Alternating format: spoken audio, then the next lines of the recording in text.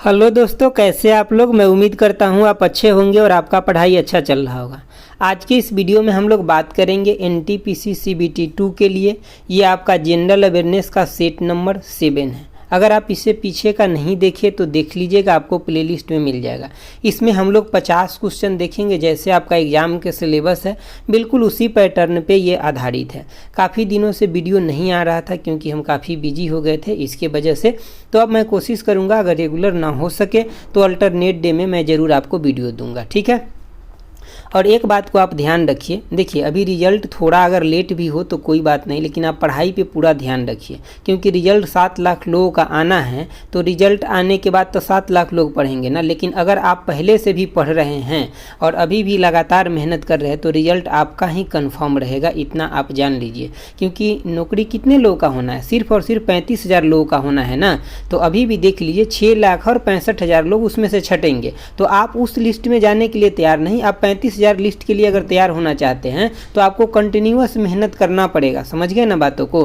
तो आपके पास जो भी टाइम मिलता है उसको आप 100% यूटिलाइज कीजिए। सिर्फ इस बहाने में मत रहिए कि रिजल्ट आएगा तो पढ़ेंगे, उसके बाद 7 लाख लोग पढ़ना शुरू कर देंगे। तो आप हमेशा कंटिन्यू मेहनत कीजिए, जितना हमसे हो सकता है उतना हम आपको देंगे। और आप अपने से भी पूरा जो भी किताब पढ़ते हैं और जो भी आपके पास नोट्स है, जो भी आप टेस्ट लगाते हैं, वहाँ से कंटिन्यू वे में आप अपने स्टडी को रखिए, ठीक है। तो चलिए देखते हैं आज का पहला क्वेश्चन। देखिए पहला क्वेश्चन है कि नक्शे के अध्ययन को क्या कहा जाता है। तो नक्शे के अध्ययन को आपका ऑप्शन इसमें डी हो जाएगा, यानी कि कार्टोग्राफी के अंदर हम नक्शे का अध्ययन करते हैं। इसके मतलब ऑप्शन बी जो है क्या है कि ज्योग्राफी। देखिए ज्योग्राफी के अंदर हम क्या करते हैं ज्योग्राफी में, कि जो अर्थ है ना, मतलब जो पृथ्वी है, इसके बारे में विस्तृत अध्ययन करते हैं ज्योग्राफी में। और जूलॉजी में क्या करते हैं, भूगर्भ के बारे में, ठीक है, जो चीज़ें अंदर में है उसके बारे में हम अंदर मतलब अध्ययन करते हैं, किसमें, जूलॉजी में करते हैं। चलिए अगला क्वेश्चन देखिए। अगला क्वेश्चन है आपका 2 नंबर। क्या कह रहा है कि इसरो द्वारा निर्मित पहला मानव रहित उपग्रह कौन सा था। तो ये कौन सा था, तो इसका आंसर आपका ऑप्शन बी हो जाएगा, आर्यभट्ट हो जाएगा, ठीक है। और इसको प्रक्षेपण कब किया गया था, यानी कि लॉन्च किया गया था, तो 19 अप्रैल 1975 को किया गया था। ये कई बार डेट भी एनटीपीसी सीबीटी 1 के एग्जाम में पूछा गया है इसका, ठीक है। देखिए आपका 3 नंबर क्वेश्चन है कि भारत में कांस्य युग के महत्वपूर्ण विकास में इनमें से कौन से हैं। तो देखिए जो कांस्य युगीन था भारत में, उस समय भी आपका सिटी के डेवलपमेंट हुआ था, यानी कि शहर का विकास उस समय में भी हुआ था। तो इसका आंसर क्या हो जाएगा, ऑप्शन सी हो जाएगा। अगला क्वेश्चन देखिए। अगला क्वेश्चन है आपका 4 नंबर। कह रहा है कि 19वीं सदी में भारत में बार बार अकाल के कारण क्या था। तो देखिए 19वीं सदी में जो भारत में बार बार अकाल का मतलब यहाँ पे ये है कि लोगों को खाने पीने के लिए नहीं मिलता था उस टाइम में। तो इसका आंसर क्या हो जाएगा, ऑप्शन सी हो जाएगा, वाणिज्यिक फसलों की खेती। देखिए जब अंग्रेज भारत में आया तो वो लोगों के ऊपर दबाव बनाने लगा और लोगों को बोला कि आप ऐसे खेती कीजिए जिससे आपको पैसा मिले। तो वाणिज्यिक फसल वो करवाने लगे, मतलब जो खाद्यान्न के फसलें था उसमें बहुत ज़्यादा कमी होने लगा। जो अच्छा ज़मीन था उस सब के मतलब उस सब के ऊपर अंग्रेज अपने दबाव के माध्यम से लोगों से क्या करने लगा कि वाणिज्यिक फसल उगवाने लगा। तो उसके वजह से जो अनाज था, जो अनाज मतलब खाने पीने के लिए जो उगाया जाता था उसमें कमी हो गया, उसी की वजह से बार बार अकाल हो रहा था। तो यहाँ पे खाने पीने से रिलेट कर रहा है अकाल को, ठीक है। आप रौदी वाला अकाल मत समझिएगा यहाँ पे। देखिए अगला आपका 5 नंबर क्वेश्चन है कि निम्नलिखित में से कौन सा यानी कि मकड़ियों का अध्ययन है। तो देखिए मकड़ियों का अध्ययन किसमें किया जाता है, तो ये इसका आंसर हो जाएगा आपका ऑप्शन ए हो जाएगा, यानी कि आर्नोलॉजी में किया था, आर्कियोलॉजी में किया था। मकड़ियों का अध्ययन किस में किया था, आर्कियोलॉजी में किया जाता है, ठीक है। अध्ययन जितना भी है सब आप एक बार लुसेंट से भी देख लीजिएगा। एंथ्रोपोलॉजी में किसका अध्ययन किया था, इसमें मानव का अध्ययन किया था। जो ह्यूमन होता है ना, इसके बारे में, मानव प्रजातियों के बारे में अध्ययन किसमें, एंथ्रोपोलॉजी में किया जाता है। अगला क्वेश्चन है आपका कि निम्नलिखित में से कंप्यूटर के सबसे बड़ा जो होता है मेमोरी के साइज वो कौन सा है। तो सबसे बड़ा इसमें आंसर आपका ऑप्शन हो जाएगा कौन, तो योटाबाइट हो जाएगा। एक बार आप देख लीजिए। देखिए सबसे जो छोटा होता है कौन होता है, बिट्स होता है, बिट्स। उससे बड़ा कौन होता है, तब बाइट होता है, ठीक है, बाइट। बिट्स हो गया, बाइट्स हो गया। उसके बाद क्या होता है, तो केबी होता है। उसके बाद होता है आपका एमबी होता है। इसके बाद होता है आपका जीबी होता है। इसके बाद होता है टीबी होता है। इसके बाद आपका पेटाबाइट होता है, पी यानी कि पीबी होता है, ठीक है। इसके बाद होता है आपका जेटाबाइट होता है, ठीक है। इसके बाद होता है योटाबाइट होता है। तो सबसे बड़ा आपका योटाबाइट होता है। तो इसी क्रम में आपको याद रखना है। पहला नंबर पे है, दूसरा नंबर है, तीसरा ये हो गया, चौथा ये, पाँचवा ये, छठा ये, सातवां, आठवां और नौवां ये हो गया, ठीक है। तो इस तरह से सबसे बड़ा होगा आपका यानी कि योटाबाइट होगा। तो ऑप्शन आपका बी हो जाएगा। चलिए अगला क्वेश्चन देखिए। अगला क्वेश्चन है आपका 7 नंबर। देखिए 7 नंबर क्वेश्चन है कि सूर्य के चारों ओर पृथ्वी के दीर्घकालीन पथ का क्या प्रभाव होता है। तो इसका प्रभाव क्या होता है, तो देखिए इसका प्रभाव, इसका आंसर आपका ऑप्शन डी हो जाएगा, यानी कि पृथ्वी जनवरी में तीव्र और जुलाई में धीमी हो जाता है। तो किस वजह से होता है, थोड़ा आप एक लाइन समझ लिए। देखिए सबसे पहले बात कि ये आप मतलब ये परोक्षम बना रहे हैं, ठीक है, दीर्घ वृत्ताकार एक मार्ग हो गया। सपोज कीजिए कि सन अभी यहाँ पे है, ठीक है, ये हो गया आपका सन, और ये यहाँ पे सपोज कीजिए पृथ्वी इसके मतलब दीर्घ वृत्ताकार पथ में घूम रहा है। तो ये मान लीजिए कि ये जनवरी हो गया, जनवरी में यानी कि पृथ्वी यहाँ पे है और जुलाई यहाँ पे हो गया, ठीक है, तो पृथ्वी यहाँ पे हो गया जुलाई में, ठीक है, जुलाई में। देखिए ये जो डिस्टेंस होता है ना, ये यहाँ पे कम डिस्टेंस होता है। जब कम डिस्टेंस होता है ना जनवरी में, तब इसका वेलोसिटी जो होता है, मतलब स्पीड जो होता है पृथ्वी का, ये बढ़ जाता है। और जब यहाँ पे होता है 4 जुलाई को, ये होता है 3 जनवरी, ठीक है, 3 जनवरी, और ये होता है आपका 4 जुलाई, ठीक है। इसको 3 जनवरी को हम क्या बोलते हैं, उपसौर बोलते हैं, यानी कि उपसौर बोलते हैं, ठीक है, और उपसौर बोलते हैं। और इसको इंग्लिश में बोलता है पेरीहेलियन बोलते हैं, ठीक है। इसको आप पूरा लिख लीजिए, हम बोल रहे हैं, इसको आप सुनिए ध्यान से, ठीक है, क्योंकि लिखने में हमारा यहाँ बनता नहीं है। पेरीहेलियन बोलते हैं। और इसको क्या बोलते हैं, इसको बोलते हैं अपसौर, अपसौर बोलते हैं। इसको क्या बोलते हैं, तो एपीहेलियन बोलते हैं, ठीक है। कई बार ये डायरेक्ट इंग्लिश में ही नाम लिख कर आता है, तो आप याद रखिएगा, इसको क्या बोलते हैं, पेरीहेलियन, और इसको क्या बोलते हैं, एपीहेलियन बोलते हैं। और इसको याद कैसे रखिएगा, देखिए 3 जनवरी, जैसे आपका 3 लिखा हुआ है ना, इसी तरह से ऊ लिखा हुआ है। कई बार कन्फ्यूजन क्या होता है ना, उपसौर और अपसौर में कन्फ्यूजन होता है, तो आप ऐसे याद रखिए, जैसे कि 3 लिखा हुआ है ना, तो 3 के जैसे ऊ होता है, ऊ ऐसे 3 के जैसे होता है, तो 3 जनवरी को क्या ना कौन सा होता है, तो उपसौर होता है, ठीक है। और 4 जुलाई को क्या होता है, तो अपसौर होता है। ये जो डिस्टेंस होता है इस दिन 14.77 करोड़ किलोमीटर होता है, ठीक है।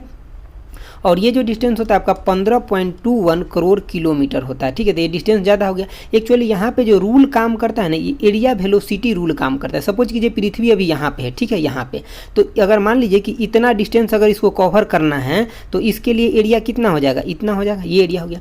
अब इतना ही डिस्टेंस अगर आप यहाँ पे अगर लीजिएगा, यहाँ पे, तो इसके लिए देख लीजिए एरिया बढ़ गया ना। तो जब ये इसका एरिया बढ़ जाता है, तो इसका वेलोसिटी क्या होता है, जब मान लीजिए कि यहाँ पे देखिए एरिया इसका क्या हो गया, बढ़ गया, तो यहाँ पे जो इसका स्पीड होगा ना भी, ये कम जाएगा। और यहाँ पे देखिए इसका एरिया क्या हो गया, घट गया, तो इसका स्पीड जो होगा बढ़ जाएगा। आप ऐसे याद रखिएगा, ये चीज़ें एरिया वेलोसिटी के रूल से ये आता है, ठीक है। तो आपको इतना बात यहाँ से ध्यान रखना है। अगला क्वेश्चन देखिए, अगला आपका 8 नंबर क्वेश्चन है। क्या कह रहा है 8 नंबर क्वेश्चन, कि संसद में किस प्रकार के लिए, यानी किस प्रकार के लिए लिखित उत्तर आवश्यक है। देखिए संसद में जो प्रश्न पूछा जाता है, तो एक तो होता है कि आपको लिखित उत्तर दिया जाता है जिससे पूछा जाता है उसके द्वारा, और एक होता है कि आपको उसी समय उत्तर दिया जाता है। तो ये आंतरिक प्रश्न जो होता है, इसका उत्तर लिखित रूप से दिया जाता है, ठीक है। और जो तार्किक प्रश्न वहाँ पे पूछा जाता है, उसका आंसर आपको वहीं पे देना पड़ता है, ठीक है।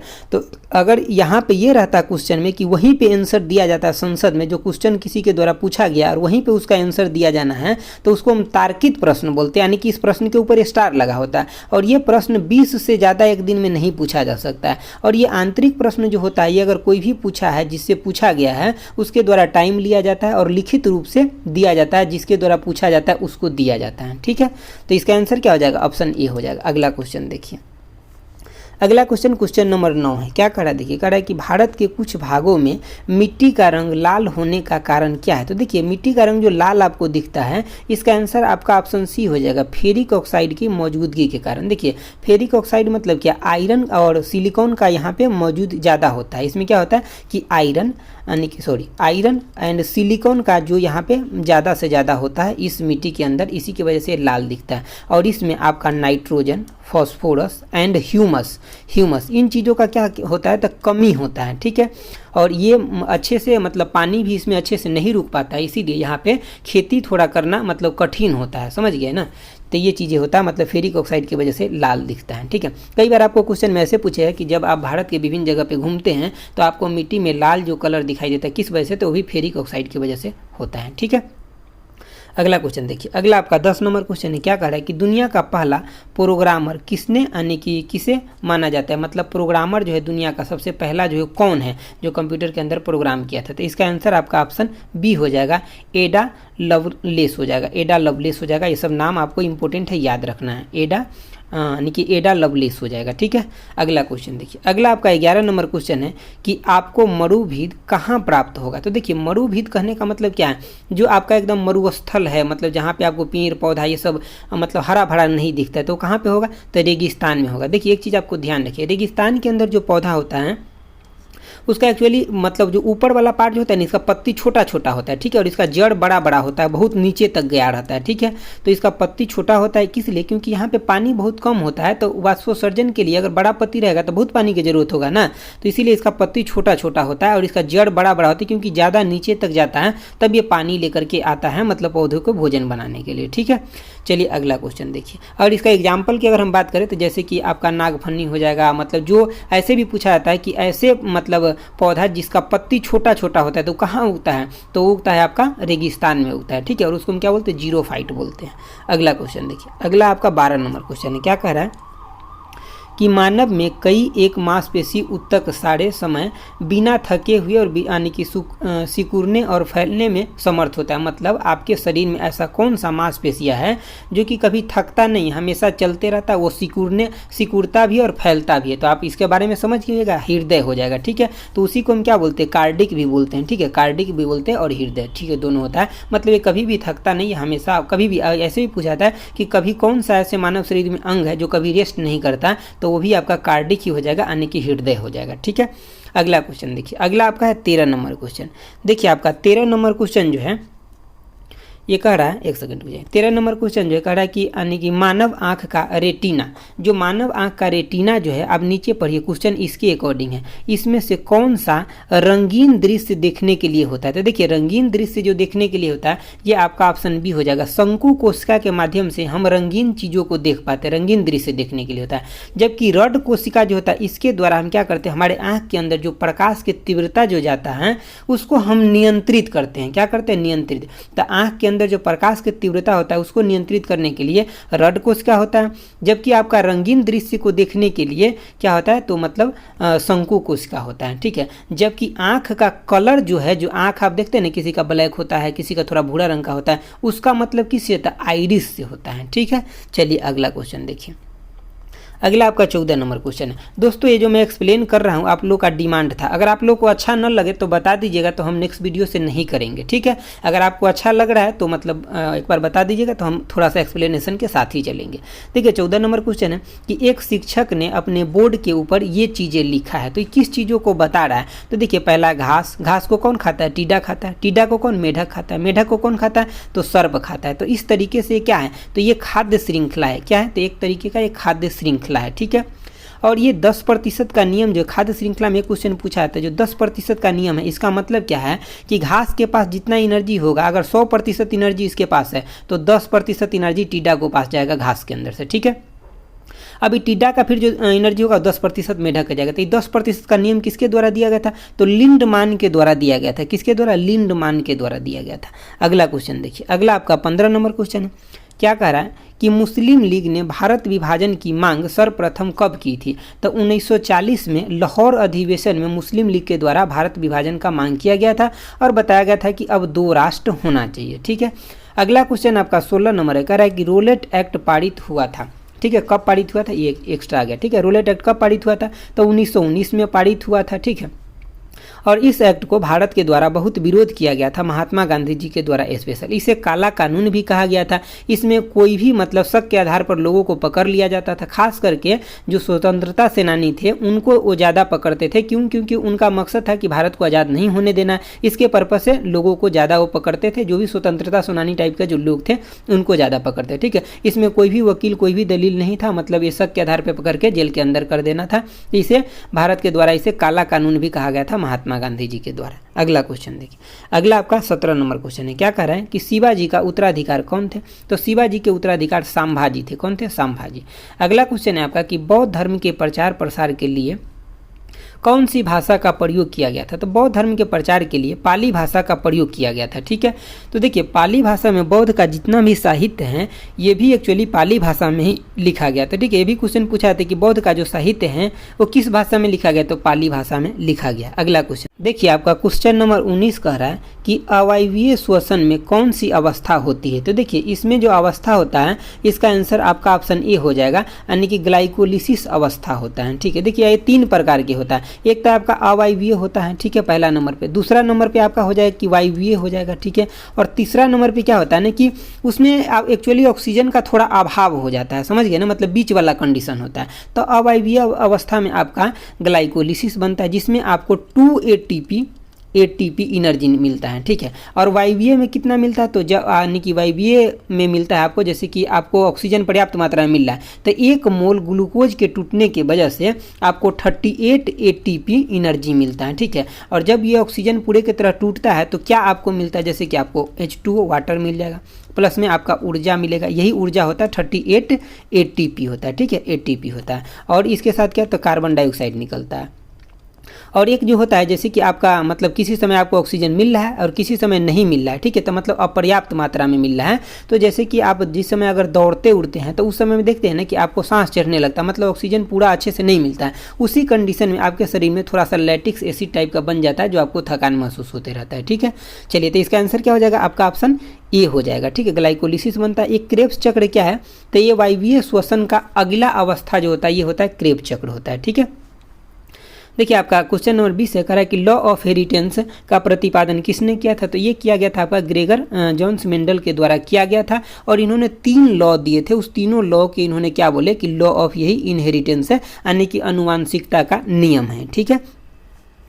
देखिए आपका अगला क्वेश्चन 21 नंबर क्या कह रहा है कि क्रिक यानी कि क्रिक इकोटोन का अर्थ क्या है। तो देखिए ये इकोटोन का मतलब होता है कि जहाँ पे 2 बायोम मिले, सपोज कीजिए कि आपका एक बायोम ये है और दूसरा बायोम ये है। अब ये जहाँ पे ये दोनों मिल रहे हैं ना, तो इसी को हम क्या बोलते हैं, इकोटोन बोलते हैं। तो इसका आंसर क्या हो जाएगा, ऑप्शन ए हो जाएगा, यानी कि इकोटोन वो है जहाँ 2 बायोम मिलता है। तो इसका आंसर क्या हो जाएगा, ऑप्शन ए हो जाएगा। अगला क्वेश्चन है आपका 22 नंबर, क्या कह रहा है कि अलेक्जेंडर ने भारत पर चढ़ाई की थी। तो कब किया था, तो 326 ईसा पूर्व में किया था। और जब अलेक्जेंडर ने भारत पर चढ़ाई किया था उस समय भारत में किस वंश का शासक था, तो नंद वंश का शासक था। और उस समय यहाँ का राजा जो था वो कौन था, तो धानानंद था, ठीक है, कौन था, धानानंद था। और इसका युद्ध भी एक हुआ था, ठीक है, जो कि यानी कि किस नदी के किनारे हुआ था, तो झेलम नदी के किनारे हुआ था, पोरस और अलेक्जेंडर के बीच में हुआ था, ठीक है। चलिए अगला क्वेश्चन देखिए आपका क्वेश्चन नंबर 23 है, कह रहा है कि हर्षवर्धन ने शासन किया था। तो ये कौन से शताब्दी में शासन किया था, तो इसका आंसर आपका ऑप्शन सी हो जाएगा, 7वीं शताब्दी के दौरान इसने शासन किया था। अगर मैं एग्जैक्ट बताऊं तो 606 ईस्वी से लेकर के और कब तक, तो 647 ईस्वी तक इन्होंने शासन किया था। और इसी के समय में चीन का एक दार्शनिक हिनसांग यहाँ भारत आए थे और नालंदा विश्वविद्यालय में उसने पढ़े भी थे बौद्ध ग्रंथ के बारे में, बौद्ध शिक्षा के से रिलेटेड, ठीक है। और यहाँ पे टीचिंग भी किए थे वो, ठीक है। उसके बाद हर्षवर्धन का एक युद्ध हुआ था नर्मदा नदी के किनारे, तो पुलकेशिन द्वितीय ने जो चालुक्य वंश के थे वो हर्षवर्धन को हराए भी थे। चलिए अगला क्वेश्चन देखिए, अगला आपका 24 नंबर क्वेश्चन है, कह रहा है कि एफएम प्रसारण बैंड के बीच होता है। तो मतलब देखिए एफएम जो प्रसारण होता है, जो आप एफएम सुनते हैं, ये इसका आंसर आपका ऑप्शन बी हो जाएगा, वेरी हाई फ्रीक्वेंसी रेंज होता है उसका जो प्रसारण होता है ना, वो वेरी हाई फ्रीक्वेंसी रेंज पे होता है, तो ये आपको याद रखना है। अगला क्वेश्चन आपका 25 नंबर है, कह रहा है इंजाज जो है नाम है विश्व के प्रथम कोलोन। तो ये किसका कोलोन था, तो ये ऊंट का कोलोन था। किसका था, ऊंट का। अगर बकरी का कोलोन आपसे पूछ ले तो पश्मीना होता है, क्या होता है, पश्मीना। और इसका भेड़ का पूछ ले तो डौली होता है, भेड़ का कोलोन क्या होता है, डौली।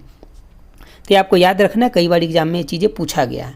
अगला आपका 26 नंबर क्वेश्चन है, कह रहा है कि यदि किसी तत्व का इलेक्ट्रॉनिक विन्यास जो है ये कितना है, तो 2, 8 और 2 है, मतलब कितना हो गया, तो 12 इसका एटॉमिक नंबर हो गया, ठीक है। तो ये कह रहा मतलब आधुनिक आवर्त सारणी के किस आवर्त में आएगा। तो देखिए पहले जो आवर्त कितना होता है, तो 7 गो, जो ऐसे होता है ना 7 गो पीरियड यही होता है। तो पहले में आपका हाइड्रोजन और हीलियम आता है, दूसरे में आपका लिथियम से शुरू होता है, और तीसरे में जो शुरू होता है यानी कि सोडियम और मैग्नीशियम से उससे होता है, ठीक है।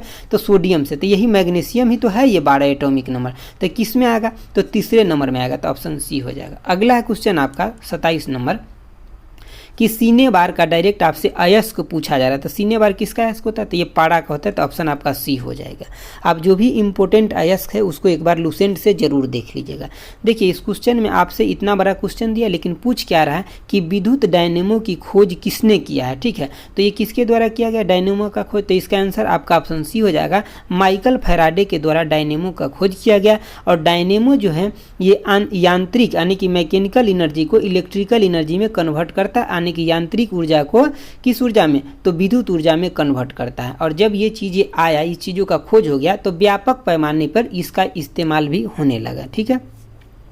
देखिए आपका 29 नंबर क्वेश्चन है कि निम्न में से कौन तृतीय श्रेणी के उत्तोलक का उदाहरण नहीं है, ठीक है, यहाँ पूछ रहा है नहीं। तो देखिए आपका चाकू तो मतलब है, ये झाड़ू है, ठीक है, यानी कि झाड़ू है, झाड़ू भी है जो आप सफाई करते हैं झाड़ू को, बंसी भी है, लेकिन पिलास ये किसके है, तो ये है आपका प्रथम श्रेणी का, किस श्रेणी का, फर्स्ट श्रेणी का। देखिए एक चीज़ आप याद रखिएगा जो मैं थोड़ा सा आपको बता रहा हूँ, हालांकि इसका हम आपको एक फ़ोटो दिखा देता हूँ, एक सेकेंड वेट कीजिए। देखिए मैं यहाँ पे फ़ोटो रखा था, यहाँ पे देखिए आप इस चीज़ों को एक बार समझिए जो मैं अभी कहना चाह रहा हूँ इसको, ताकि आपको अच्छे से समझ में आए। देखिए फर्स्ट श्रेणी का जो होता है बीच में फलक्रम होता है, और सेकेंड श्रेणी का जो होता है ये बीच में लोड होता है, और थर्ड श्रेणी का जो होता है बीच में इफर्ट होता है। ये याद कैसे रखिएगा, तो देखिए प्यार मोहब्बत तो जीवन में चलते ही रहता है, एक लाइन आपको याद रखना है, क्या कि फर्स्ट लव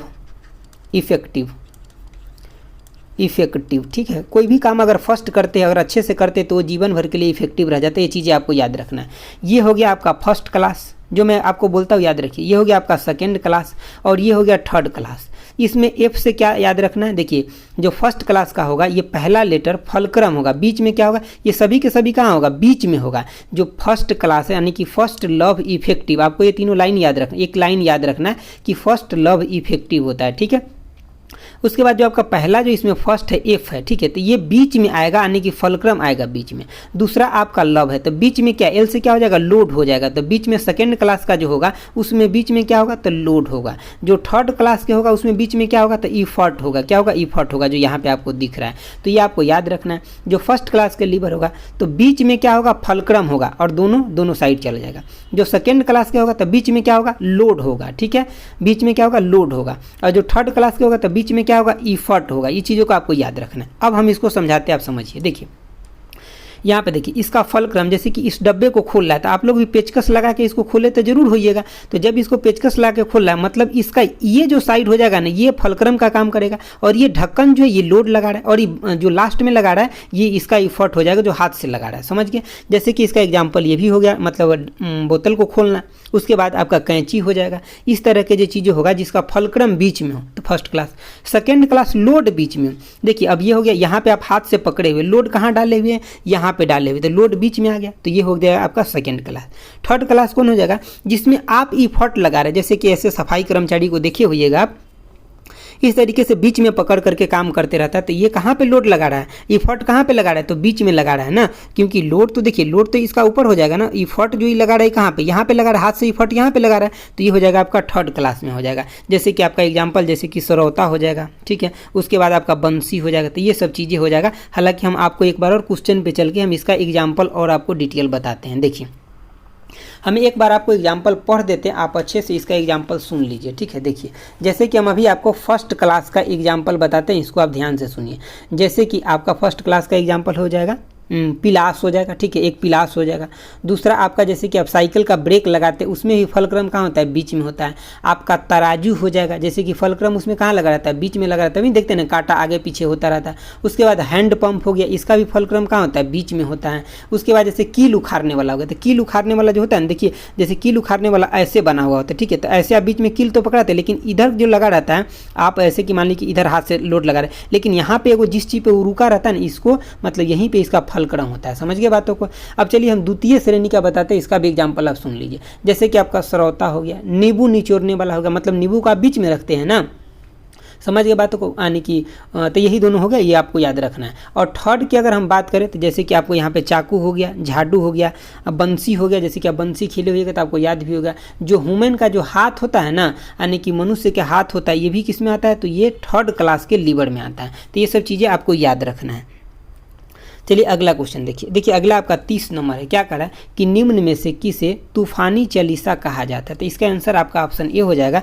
दक्षिणी गोलार्ध में जो 40 से लेकर के और 60 डिग्री के बीच में जो हवा चलता है ना, इसी को हम क्या बोलते हैं?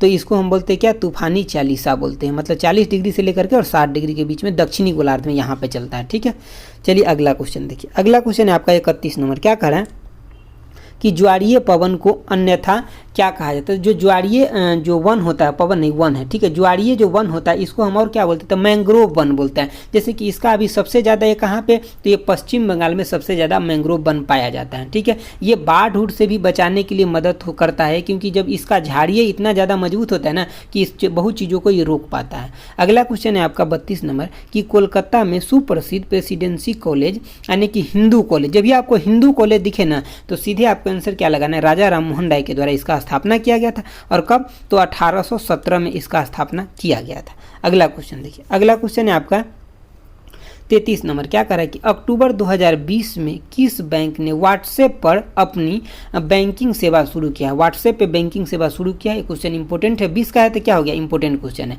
तो ये क्या है? IDBI के द्वारा। किसके द्वारा? IDBI बैंक के द्वारा ये चीज़ें शुरू किया गया। अगला क्वेश्चन देखिए। अगला क्वेश्चन है आपका 34 नंबर। क्या कह रहा है कि हाल ही में केंद्र सरकार ने बैंक उधारकर्ताओं को राहत देने का आकलन करने हेतु किसकी अध्यक्षता में एक समिति का गठन किया?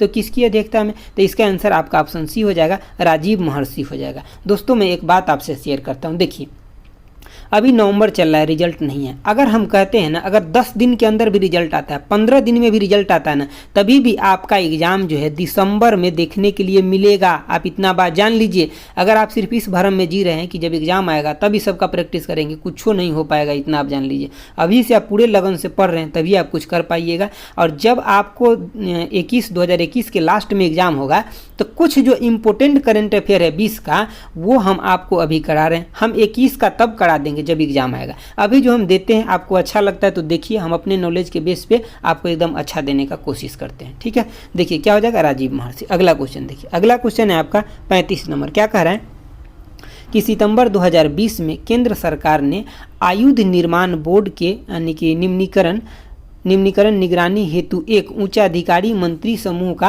गठन किया है। तो इसका अध्यक्ष कौन है? मतलब जैसे कि ऑर्डिनेंस फैक्ट्री जो है इसको देख रेख के लिए सभी निगम के लिए मतलब एक समिति बनाया गया। तो इसका अध्यक्ष कौन है? तो राजनाथ सिंह है, जो रक्षा मंत्री है। ठीक है, तो देखिए ये सब अपॉइंटमेंट चेंज थोड़ी होगा, चाहे एग्जाम में 21 में हो चाहे 22 में, तो ये सब क्वेश्चन इंपॉर्टेंट ही रहेगा। देखिए आपका अगला क्वेश्चन है 36 नंबर का है, सितंबर 2020 में कौन भारत के लिए संयुक्त राष्ट्र पर्यावरण कार्यक्रम की क्षेत्रीय राजदूत नियुक्त हुए थे? कौन नियुक्त हुए? तो ये आपका ऑप्शन सी हो जाएगा, खुशी चंद दिलिया। कौन है? खुशी चंद दिलिया। चलिए अगला क्वेश्चन देखिए। ये शायद गुजरात के हैं, मुझे तो यही याद है। ठीक है, हालांकि एक बार आप कंफर्म कर लीजिए, गुजरात के ही हैं। अगला क्वेश्चन आपका कि 7 नवंबर 2020 को किसने केंद्रीय सूचना आयोग के नए प्रमुख आयुक्त के रूप में शपथ ग्रहण किए? अब देखिए जब ये क्वेश्चन आएगा तो अगर ये डेट आपको नहीं हो देना तो सिर्फ आपको ये पूछ लेगा कि अभी मुख्य सूचना आयुक्त के मतलब कौन है भारत के अंदर। तो इसका आंसर क्या हो जाएगा? ऑप्शन बी हो जाएगा, यशवर्धन कुमार सिन्हा हो जाएंगे। कौन? यशवर्धन कुमार सिन्हा। अगला क्वेश्चन देखिए। अगला क्वेश्चन है आपका 38 नंबर। क्या कह रहा है कि 4 जनवरी 2021 को किसने केंद्र शासित प्रदेश जम्मू कश्मीर तथा लद्दाख के साझा न्यायालय यानी कि साझा न्यायालय जम्मू कश्मीर उच्च न्यायालय के मुख्य न्यायाधीश के रूप में शपथ ग्रहण किए? तो कौन किया है शपथ ग्रहण? तो इसका आंसर आपका ऑप्शन सी हो जाएगा, न्यायमूर्ति पंकज मित्तल। न्यायमूर्ति पंकज मित्तल के द्वारा किया गया, यानी कि मित्तल ही है। ठीक है, मित्तल ही है, न्यायमूर्ति पंकज मित्तल। अगला क्वेश्चन देखिए। अगला क्वेश्चन है आपका 39 नंबर। क्या कह रहा है कि IOC यानी कि इंडियन ऑयल कॉरपोरेशन ने किस देश की ओलंपिक समिति पर से निलंबन पूर्ण रूप से हटा लिए? तो कौन देश से हटा लिए? तो कुवैत से हटा लिए। इसका आंसर क्या हो जाएगा? ऑप्शन डी हो जाएगा। अगला क्वेश्चन जो है 40 नंबर। क्या कह रहा है? 40 नंबर क्वेश्चन छोड़ दीजिए, ये गलती से आ गया, बहुत पुराना है। ठीक है, अगला देखिए। अगला 41 नंबर क्वेश्चन है, कह रहा है कि भारत में कुल रामसर साइट की कितनी संख्या? तो इसका आंसर आपका ऑप्शन सी हो जाएगा 42 है। कितना है? 42 है। अब देखिए ये 42 है और इसका मेन जो है मकसद क्या है? तो देखिए इसमें जो भी दलदली भूमि है उस भूमि को धीरे धीरे उपजाऊ भूमि में कन्वर्ट करना, यही इसका मकसद है। ठीक है, ईरान के अंदर एक जगह है रामसर, वहाँ पे इसका पहली बार 1971 में बैठक हुआ था, इसीलिए इसे रामसर कन्वेंशन बोलते हैं। ठीक है, अगला क्वेश्चन देखिए 42 नंबर क्वेश्चन है कि टाइफून हैसेन ने सितंबर 2020 में किस देश को प्रभावित किया था? किसको किया? तो ये चाइना को किया है। किसको किया? चाइना को किया। अगला क्वेश्चन देखिए, अगला जो आपका क्वेश्चन है 43 नंबर। देखिए 43 नंबर क्वेश्चन कर रहा है कि भारत का दूसरा अंतरिक्ष केंद्र कहाँ स्थापित किया जाना प्रस्तावित है? अभी प्रस्तावित है, हुआ नहीं, तो इसका आंसर क्या हो जाएगा? ऑप्शन बी हो जाएगा, यानी कि थुथुकडी में। कहाँ पे हो जाएगा? थुथुकडी में हो जाएगा। इसका नाम ही इतना टेढ़ा मेढ़ा है कि आपको बहुत आसानी से याद रहेगा। अगला आपका 44 नंबर क्वेश्चन है कि भारत की पहली सौर आधारित जल आपूर्ति परियोजना कहाँ शुभारंभ कहाँ हुआ है? ठीक है, क्वेश्चन एक बार और पढ़ लीजिए कि भारत की पहली सौर आधारित जल आपूर्ति परियोजना का शुभारंभ कहाँ हुआ है? तो इसका शुभारंभ कहाँ हुआ है? तो इसका आंसर आपका ऑप्शन सी हो जाएगा, अरुणाचल प्रदेश में हुआ है। कहाँ पे हुआ? अरुणाचल प्रदेश में हुआ है। अगला क्वेश्चन देखिए, अगला आपका 45 नंबर क्वेश्चन है कि निम्नलिखित स्थानों में से कहाँ सोम्पेन जनजाति पाई जाती है? देखिए सोम्पेन जनजाति ये अंडमान निकोबार में पाया जाता है, इसका आंसर आपका बी हो जाएगा। नीलगिरी पहाड़ी पे एक बहुत फेमस जनजाति पाया जाता है, कौन? टोडा जनजाति पाया जाता है। कहाँ? नीलगिरी पहाड़ी पे। अगला क्वेश्चन देखिए, अगला क्वेश्चन आपका 46 नंबर है, कह रहा है कि एशियाटिक सोसाइटी की स्थापना किसने किए थे? मतलब कब हुआ था और किसने किया था, दोनों याद रख लीजिए।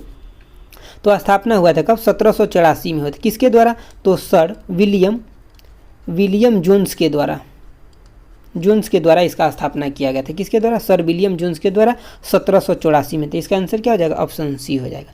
अगला क्वेश्चन देखिए, दोस्तों 47 नंबर क्वेश्चन जो है एक्चुअली हमारे पर यहाँ पे ना एक्चुअली जगह का थोड़ा प्रॉब्लम रहता है पेज का, क्योंकि हिंदी इंग्लिश दोनों लिखना पड़ता है इसके वजह से। तो आपको ऐसा क्वेश्चन मिलान करने वाला जरूर मिलेगा और कथन निष्कर्ष वाला, इसीलिए ऐसा क्वेश्चन डाला गया, लेकिन थोड़ा यहाँ पे घचपच हो गया। लेकिन फिर भी देखिए आपका पहला जो है इसमें करा कि प्रतिवर्ष 8 मार्च को अंतर्राष्ट्रीय महिला दिवस मनाया जाता है, तो बिल्कुल ये सही है। दूसरा देखिए 5 जून को अंतर्राष्ट्रीय विकलांग दिवस नहीं, 5 जून को हम क्या मनाते हैं? पर्यावरण दिवस मनाते हैं, इन्वायरमेंट डे मनाया जाता है। ठीक है, तो ये तो आपका गलत हो गया। तीसरा देखिए, तीसरा आपका कि 10 यानी कि दिसंबर को विश्व मानवाधिकार दिवस मनाया जाता है, तो ये भी सही। तो 1 और 3 हमारे लिए सही है, तो इसका आंसर कौन आएगा? ऑप्शन सी हो जाएगा। अगला क्वेश्चन देखिए, अगला आपका 48 नंबर, ये मैच करने वाला एक क्वेश्चन आपको ऐसा भी एग्जाम में मिलेगा। तो देखिए विश्व पर्यटन दिवस कब मनाया जाता है? तो 27 सितंबर को। अगला आपका अंतर्राष्ट्रीय शांति दिवस 21 सितंबर को। अगला आपका कि विश्व ओजोन दिवस तो कब मनाया जाता है? तो 16 सितंबर को। और हिंदी दिवस 14 सितंबर को मनाया जाता है। इसमें एक्चुअली आपको यहाँ पे ऑप्शन रहेगा, जैसे कि ऐसे ABCD करके रहेगा और इसके सामने 1 2 3 4 जो रहता है इसमें वो सही हो जाता, तो हम यहाँ पे ऑप्शन नहीं लिखे, डायरेक्ट आपको दे दिए। ठीक है, अगला क्वेश्चन देखिए, अगला क्वेश्चन है आपका कि एशिया खेलों का आयोजन करने का सुझाव पहले, और यहाँ पे डैश डैश है, पहले में किया गया था। तो मतलब कब, मतलब इसका सुझाव कब दिया गया था? तो इसका आंसर है जो आपका ऑप्शन ए हो जाएगा। 1947 में एशियाई देश के सम्मेलन जब न्यू दिल्ली में हुआ था, एशियाई देशों का सम्मेलन, तो उसी में सुझाव दिया गया था कि एशियाई खेल कराया जाए। तो सबसे पहले 1951 में भारत के न्यू दिल्ली में ही एशियाई खेल का आयोजन हुआ था, जिसका उद्घाटन उस समय के राष्ट्रपति डॉक्टर राजेंद्र प्रसाद जी के द्वारा किया गया था। अगला क्वेश्चन देखिए, अगला क्वेश्चन है आपका 50 नंबर। क्या कह रहा है कि लोसांग त्यौहार जो है कहाँ के लिए लोकप्रिय है या कहाँ मनाया जाता है? तो ये सिक्किम में मनाया जाता है। अगर ये सिक्किम नहीं रहता ऑप्शन में तो कभी कभी ऐसे देता है कि तिब्बत क्षेत्र में मनाया जाता है, तो आपको उसमें भी आंसर लगा देना कि हाँ तिब्बत से यानी कि क्षेत्र में मनाया जाता है लोसांग त्यौहार। अगर सिक्किम ना रहता तब वो भी दे सकता था। ठीक है, तो ये आपका आंसर है गया। दोस्तों ये रहा आपका 50 क्वेश्चन। मैं पूरे कोशिश किया हूँ, अगर आपको अच्छा लगा तो एक लाइक आप जरूर कर दीजिएगा और दोस्तों के साथ शेयर कीजिए और मेरे साथ बने रहिए। मैं पूरा कोशिश करता हूँ कि आपको मतलब अब अल्टरनेट डे में एक वीडियो जरूर प्रोवाइड करूं। ठीक है, और मतलब सबसे पहली बात यह है ना कि आप चाहे जहां से भी पढ़िए लेकिन पूरा मन लगा के पढ़िए, क्योंकि 35,000 लोगों को सिर्फ नौकरी होना है। समझ गए ना बातों को? 35,000 लोगों को नौकरी होना है, 7 लाख लोगों का रिजल्ट आना है। तो आप जितना अपना टाइम देना चाहते हैं वो दीजिए और 100% मेहनत कीजिए, और हमारी शुभकामना आपके साथ है कि आपका सिलेक्शन हो। ठीक है, उसके बाद आप हमें मैसेज करें और दोनों आदमी मिल करके पार्टी मनाएंगे। ठीक है, तो चलिए आज के लिए इतना ही रखते हैं।